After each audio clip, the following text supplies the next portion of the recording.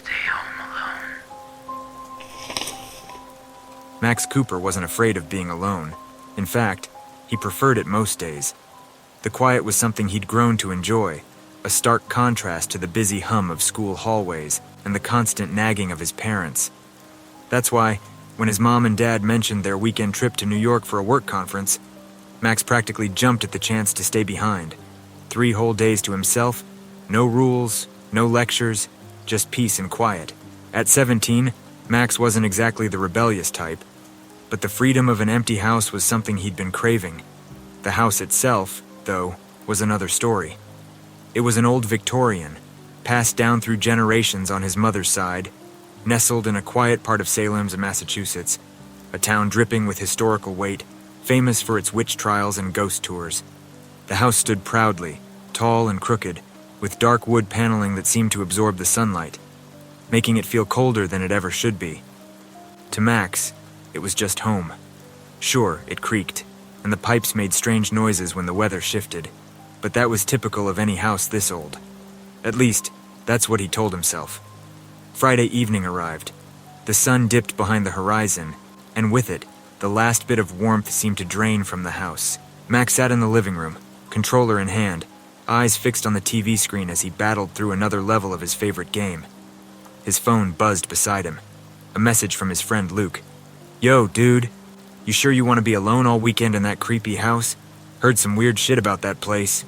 Max rolled his eyes. Luke had always been into horror stories and urban legends, the kind of kid who loved to spook himself with tales of haunted houses and cursed objects. But Max? He didn't buy into any of it. "Please, it's just an old house. Plus, I've got snacks and a whole season of horror movies lined up. If anything spooky happens, I'll just call the Ghostbusters."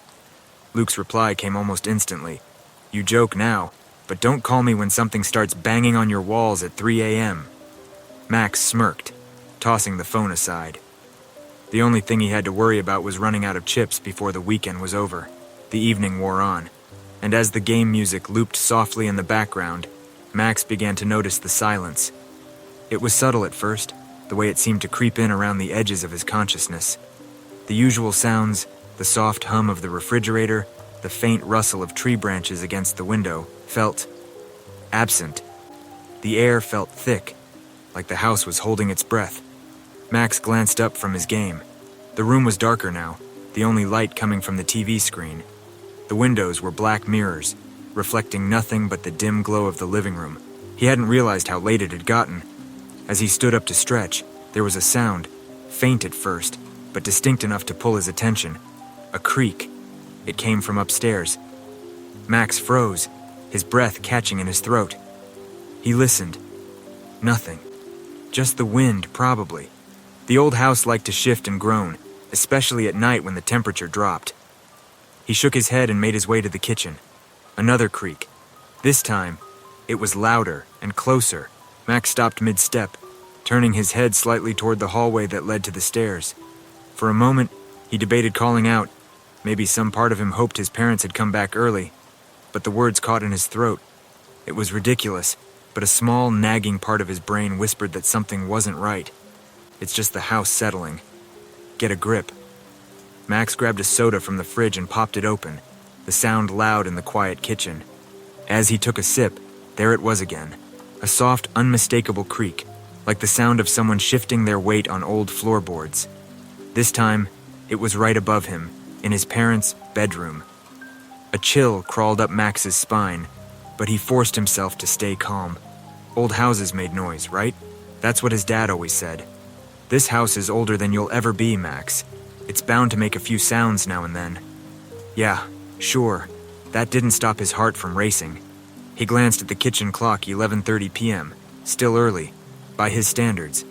He could finish one more movie before heading up to bed, and maybe, just maybe, the sounds would stop once he ignored them. Back in the living room, Max settled into the couch and queued up a classic slasher flick. The noise from the TV filled the room again, and for a while, Max managed to push the strange creaks out of his mind. The familiar sights of blood-soaked teenagers and a masked killer made him feel oddly grounded. This, at least, was predictable, fictional, safe. But the feeling of unease lingered. like a shadow at the edge of his awareness, refusing to be shaken. An hour later, as the credits rolled on the screen, Max found himself fighting to keep his eyes open. He was about to switch off the TV when he heard it, clear as day this time. Footsteps. Heavy, deliberate, coming from the upstairs hallway. They stopped just above him, as if someone or something was standing there, waiting. Max's pulse quickened. His first instinct was to grab his phone and text Luke, to make some dumb joke about the house playing tricks on him. But his hand hovered over the phone screen. What if it wasn't a trick? He stood, his legs feeling heavy, his stomach churning with a mixture of fear and curiosity. He forced himself to walk toward the staircase. His footsteps sounded too loud, too deliberate in the stillness of the house. As he reached the base of the stairs, the air felt cooler, almost like a draft had slipped through the house, though none of the windows were open. Max stared up at the second floor, the darkness at the top of the staircase swallowing everything beyond the first few steps. He didn't want to go up there. Every instinct in his body screamed at him to stay where he was, to wait it out. But he couldn't shake the thought that if he didn't check it out now, he'd be up all night imagining what might be lurking in the shadows. Taking a deep breath, Max started up the stairs, one hand gripping the railing, his knuckles white. The wood groaned under his weight, each step louder than the last. Halfway up, he paused, listening. The footsteps had stopped. The house was eerily silent again, as if holding its breath, waiting for him to make the next move. And then, out of the corner of his eye, Max saw something, a flicker of movement at the top of the stairs. He whipped his head toward it, but there was nothing, just darkness. Max's heart pounded in his chest. His mouth went dry. Was it his imagination? Max stood frozen at the top of the staircase, his breath shallow, heart pounding so loudly he was sure it echoed through the halls. His eyes scanned the dark hallway ahead, where moments ago he'd sworn he saw something, someone, moving. But now, only the quiet stretched out in front of him, oppressive and thick, as though the house itself was holding its breath. He swallowed hard, trying to force down the knot of fear lodged in his throat. His phone buzzed in his pocket, and the sudden noise nearly sent him over the edge. He pulled it out with shaking hands, seeing Luke's name flash across the screen. Still alive, or did the ghosts get you yet? Max stared at the text, his fingers hovering over the screen, uncertain what to say. He didn't want to admit it, not to Luke, not even to himself. But something wasn't right in this house tonight. The idea of sending a casual reply felt wrong, out of place, like ignoring a growing fire just because you hadn't seen the flames yet. He turned off the screen without responding and shoved the phone back in his pocket. He couldn't stay here, halfway up the stairs with that feeling gnawing at his gut. The weight of it pressed down on him, like the air in the house had grown thick and heavy, suffocating. He needed to move, do something, find answers. Forcing his legs into motion, Max headed down the hallway toward his parents' room. It was dark, of course. It had always been dark, but tonight the shadows seemed to pulse, alive in a way they never had before. Every step echoed, louder than it should have, as though the house amplified every sound he made, playing it back to him with a sinister undertone. He pushed open the door to his parents' room, the old wood groaning in protest. The room lay untouched, the bed neatly made, his mom's perfume lingering faintly in the air.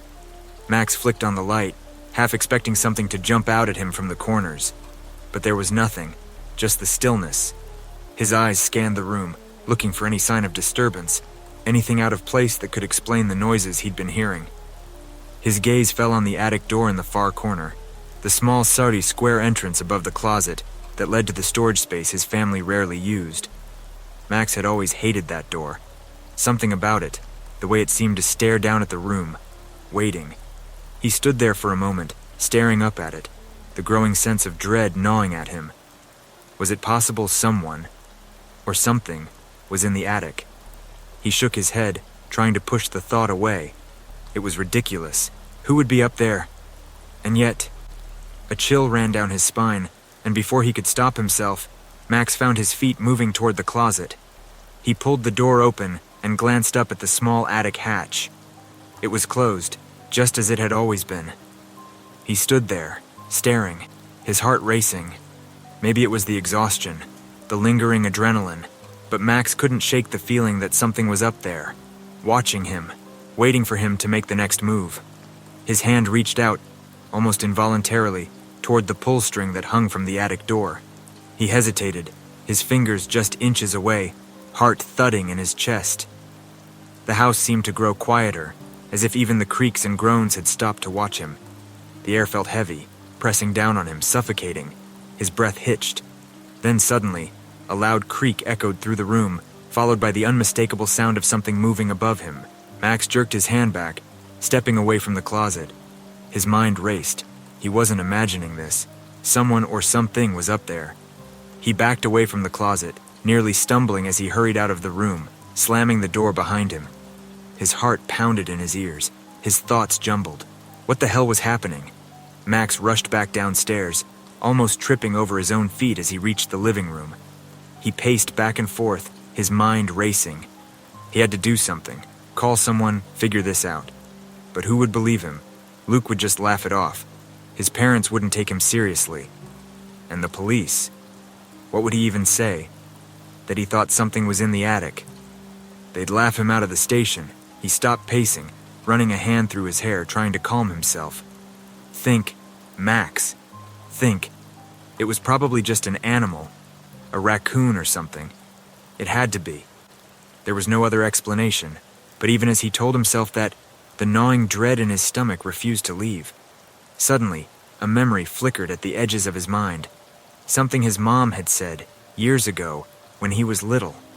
He hadn't thought about it in years, but now, in the silence of the house, it came rushing back.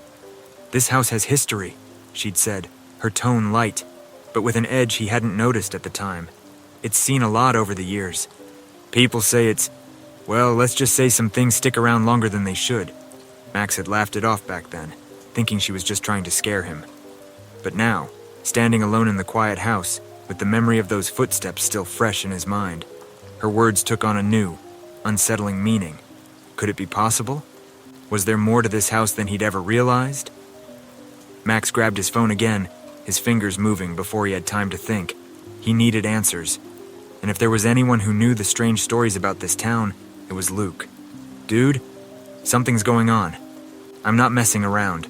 There's something in my house." Luke's response was quick. "Haha, very funny. Did you watch another horror movie? Getting to your head?" Max's hands trembled as he typed, his frustration rising. "I'm serious. There were footsteps upstairs. I heard something moving in the attic. I don't know what's happening, but it's not just the house creaking." There was a long pause before Luke responded. "Okay, you're freaking me out now. You sure it's not just an animal? Old houses get raccoons and squirrels and stuff, man." "Maybe," Max typed back, but it didn't sound like an animal. It sounded like footsteps, human footsteps. Another pause. "Do you want me to come over?" Max hesitated, his thumb hovering over the screen. Part of him wanted to say yes, to have Luke here as a buffer against whatever was happening. But another part of him, the stubborn, rational part, didn't want to admit how freaked out he really was. He didn't want to sound like a kid scared of the dark. "No, it's fine. I'll figure it out. Probably nothing." He sent the message, feeling the weight of his own doubt settle over him like a blanket. Max spent the next hour scouring the internet, searching for any rational explanation for what he was experiencing. He found nothing, just stories about how old houses made noise at night, or how attics could harbor pests. Nothing about the creeping sense of dread that seemed to fill every corner of his house. His eyes drifted to the bookshelf in the corner of the room, where his mom kept some of the old family records. It was mostly just dusty photo albums and old letters, but Max remembered there being something else, something he hadn't paid much attention to, a journal, old and worn, passed down from his great-grandfather, who had lived in the house when it was first built. He wasn't sure why the thought popped into his head, but something about that journal seemed important now. His mom had mentioned it once, saying it was full of strange stories about the house, things his great-grandfather had written down during his time living there. Max stood up, crossing the room to the bookshelf. His fingers brushed over the spines of the old books, finally landing on the leather-bound journal, its cover cracked and faded with age. He pulled it out, feeling the weight of it in his hands, the pages yellowed and brittle. He opened it, his eyes scanning the first few entries. They were mundane at first. just notes about the house and the repairs his great-grandfather had made. But as he flipped further, the tone of the writing changed. The entries became darker, more frantic. June 17th, 1922. The noises have started again. At first, I thought it was the wind, but now, I'm not so sure. There's something here, something that watches. Max's heart skipped a beat. He flipped to the next page, his fingers trembling. July 5th, 1922. The footsteps. They come every night now. Louder, closer. I've tried to ignore them, but it's impossible. It's like the house is alive, like it's breathing, and I'm not alone. Max swallowed hard, his mouth dry. His great-grandfather had heard the same footsteps, the same sounds. He kept reading, unable to tear his eyes away from the words. August 2nd, 1922. I saw it tonight. A shadow. A figure. It stood at the end of the hall, watching me. I thought I was imagining it, but I wasn't. It's real. It's here. Max's hands shook as he closed the journal, his heart racing. This couldn't be real. It couldn't be happening, but the entries were too detailed, too specific to ignore. He stood there, clutching the journal, his mind racing.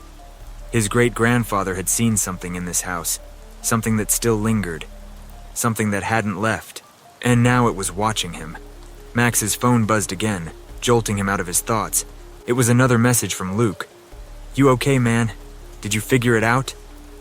Max stared at the screen, his mind spinning. He didn't know what to say, didn't know how to explain what he was feeling, what he'd just read. "I think..." He stopped, his fingers hesitating over the keyboard. His heart pounded in his chest. "I think something's here, and I don't know how to stop it." He sent the message, his hands shaking. Max sat in the middle of the living room, the journal still in his hands, his mind spinning. His heart pounded in his chest, and every noise in the house now felt amplified, as if the very walls were conspiring against him. He had read the words over and over, hoping that somehow they would change, that he could convince himself this was just a strange coincidence, that his great-grandfather's ramblings were nothing more than the product of a tired, old mind. But the footsteps, the shadow, they were real. And now, as he sat there, surrounded by the oppressive silence of the house, Max could feel the weight of it pressing down on him, a presence that hadn't been there before. It was almost suffocating, as if the air itself was thickening, growing heavier with each passing second. He glanced up at the ceiling, where the attic hatch sat quietly, as if mocking him. The sound of the attic door creaking open replayed in his mind, over and over, but he hadn't gone up there, not yet. Some part of him, the rational, logical part, was still holding out hope that this was all in his head, that if he just stayed downstairs and ignored it, the feeling would pass. But another part, the part that had read the journal, knew better. His phone buzzed again. "Luke, dude, stop messing with me. You're starting to freak me out. If this is a joke, it's not funny anymore." Max stared at the screen, feeling the cold dread settle deeper in his stomach. He wished it were a joke. He wished he could just tell Luke to come over and they'd laugh about it, call it a night, and go back to normal. But this didn't feel like something that could be laughed off anymore. He typed back quickly, his hands trembling slightly. "I'm not joking. There's something in the house. I found my great-grandfather's journal, and he heard the same things I'm hearing. The footsteps, the shadows."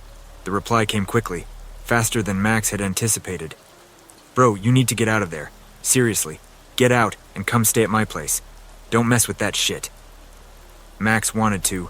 Every fiber of his being wanted to run out the door, leave the house behind, and never look back. But something kept him there, rooted in place. It wasn't just fear. It was curiosity, that gnawing need to know what was happening, to understand why this was happening to him, to his family. He glanced at the attic door again, the small square in the ceiling looming overhead like a dark omen. The journal had mentioned it. His great-grandfather had written about seeing something in the attic. Max swallowed hard, his throat dry. Before he could stop himself, he stood up, the journal slipping from his lap and landing on the floor with a soft thud. His legs felt shaky, weak, but they carried him forward, toward the hallway, toward the stairs. He could feel the weight of the house around him, as if it were aware of every step he took, watching him, waiting for him to reach the attic. The stairs creaked under his weight as he ascended, the sound loud in the stillness. With each step, Max felt his chest tighten, his breathing shallow. He reached the top of the stairs, the hallway stretching out in front of him, dark and quiet. The attic hatch loomed overhead. Max stood there for a moment, staring up at the small square door. His heart raced in his chest, and his fingers twitched at his sides. He didn't want to do this. Every instinct in his body was screaming at him to turn around, to run back downstairs, to get out of the house. But he couldn't. He had to know. With a deep breath, Max reached up and grabbed the pull string. The hatch creaked open, the sound echoing through the hallway. A ladder unfolded slowly, creaking with age as it extended down toward him. The darkness of the attic yawned above, a black void that seemed to swallow the weak light from the hallway. Max stood at the base of the ladder, staring up into the darkness. He couldn't see anything up there, but he could feel it. The same presence that had been lingering in the house, watching him. It was stronger now, more oppressive. His heart pounded in his ears, his breath coming in short, shallow gasps. He placed one foot on the ladder, then another, climbing slowly, each creak of the wood sending a jolt of fear through his body. The attic grew closer, the darkness swallowing him as he climbed higher. His hands trembled as he reached the top, pulling himself up into the attic. It was cold, far colder than it should have been. The air was thick, stale, and Max could barely make out the shapes of old boxes and furniture scattered around the small space. Dust hung in the air, swirling in the dim light that filtered up from the hallway below. He stood there, his heart racing, his breath shallow. Nothing moved, nothing stirred, but he could feel it. Something was there. He took a step forward, his foot landing softly on the wooden floorboards. They creaked under his weight, the sound unnaturally loud in the silence. And then, from the far corner of the attic, he heard it, a whisper. It was soft at first, barely audible, but it sent a chill down Max's spine. He froze, his breath catching in his throat. The whisper grew louder, more distinct, though he couldn't make out the words. It sounded like someone, or something, was speaking just out of reach, its voice low and raspy. Max's heart pounded in his chest, his hands shaking. He turned slowly toward the sound, his eyes straining to see through the darkness. And then he saw it, a figure. It stood in the far corner of the attic, hunched over, its back to him. The shape was barely visible, more shadow than substance, but it was there. It was real. Max felt his blood run cold, his mind struggling to process what he was seeing. The figure didn't move, didn't turn to face him. It just stood there, still and silent, as if waiting. Max took a step back, his foot catching on the edge of the ladder. The sound broke the silence, and the figure moved, slowly, deliberately. It began to turn. Max's breath caught in his throat, his heart hammering in his chest as the figure's face came into view. But it wasn't a face, not in any way that made sense. It was twisted, distorted, like a reflection in a shattered mirror. Its eyes, if they were eyes, glowed faintly in the dark, cold and lifeless. Its mouth was stretched into a grin, wide and unnatural, as though it was carved into its face. Max's legs refused to move. He stood there, frozen in place, staring at the thing in the attic. It stared back at him, its grin widening, the faint glow in its eyes growing brighter. Max felt his body go cold, his breath shallow. He needed to run, to get out of there, but his legs wouldn't obey. The figure took a step forward, its movement slow and deliberate, like it had all the time in the world. Max stumbled back, his hands gripping the edge of the ladder as he scrambled to find his footing. Suddenly, the whispering grew louder, surrounding him, filling the attic with a cacophony of voices. They were everywhere, coming from the walls, the floor, the very air around him. Max's head spun, his mind reeling from the onslaught of sound. He turned, his hands shaking as he grabbed the ladder and began to climb down as fast as he could. The whispers followed him, growing louder, more insistent, as if they were chasing him down the stairs. His foot slipped on one of the rungs, and he nearly fell, catching himself at the last second. He hit the floor of the hallway hard, his breath knocked from his lungs. The whispers were still there, echoing in his ears, but the figure was gone. The attic hatch slammed shut behind him with a deafening bang, sealing the darkness inside. Max lay there for a moment, gasping for breath, his heart pounding in his chest. He could still hear the whispers, faint now, but persistent. They weren't going away. Whatever was in the attic, whatever had been watching him, it wasn't finished with him. He pulled himself to his feet, his body shaking, his mind racing. He had to get out of the house. Now,